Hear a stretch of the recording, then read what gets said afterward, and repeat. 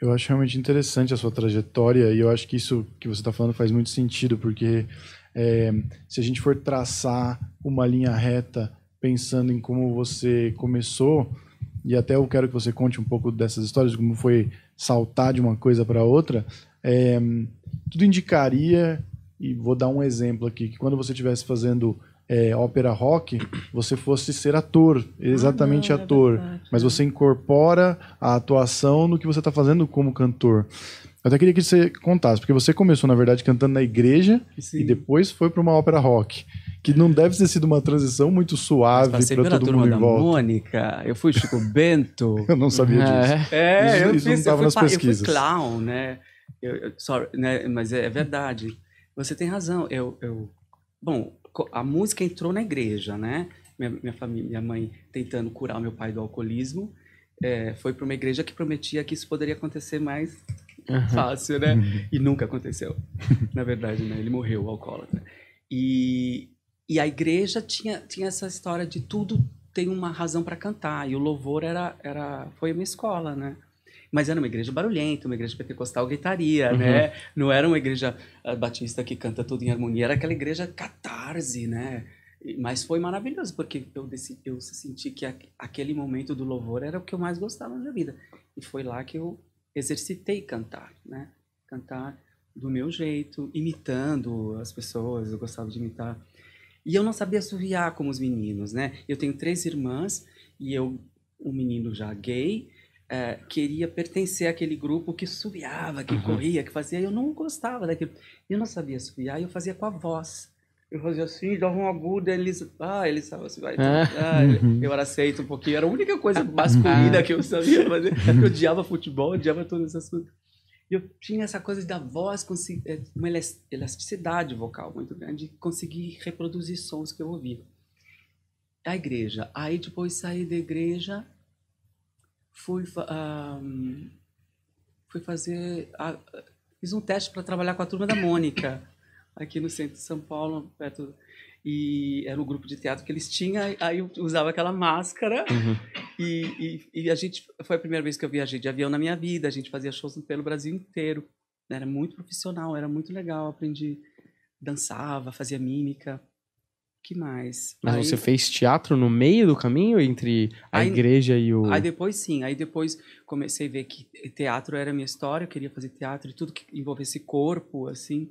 E cantar era uma coisa assim que eu fazia, chamava atenção, mas era uma, tipo assim, cala a boca, muito agudo.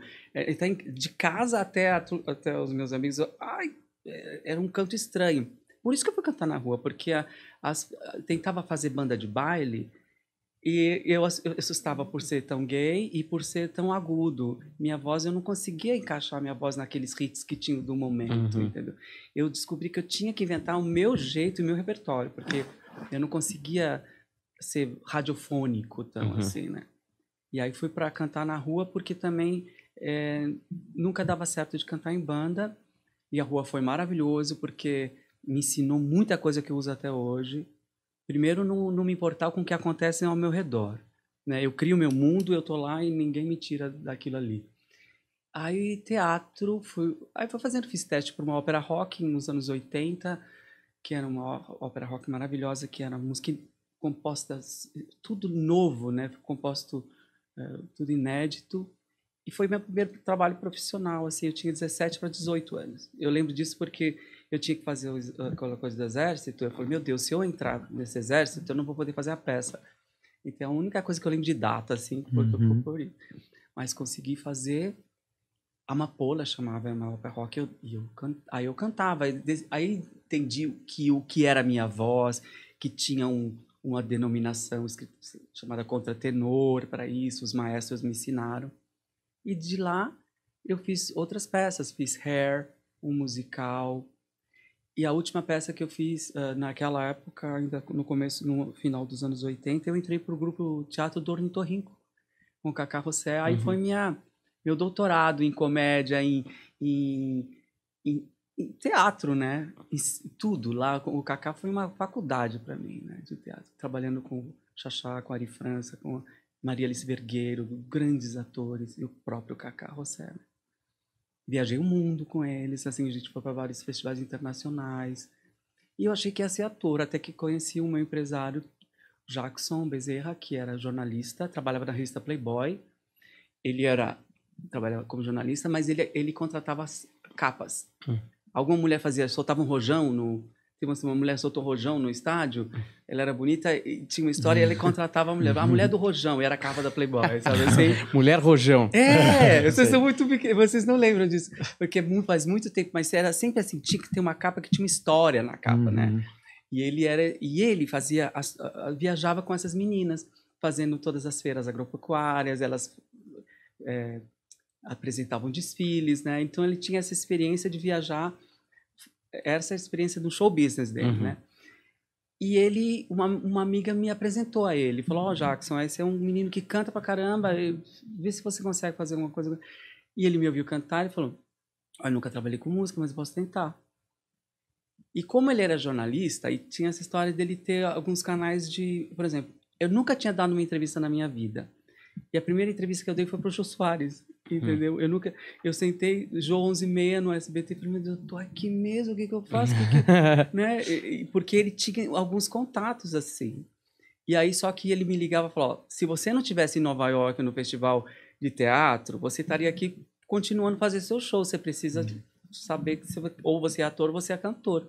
E quando eu estava em Nova York com o Cacá Rossé fazendo a peça O Doente Imaginário do Mulher, eu pedi as contas, falei, Cacá, acho que eu vou tentar essa carreira de cantor, porque eu tenho que decidir.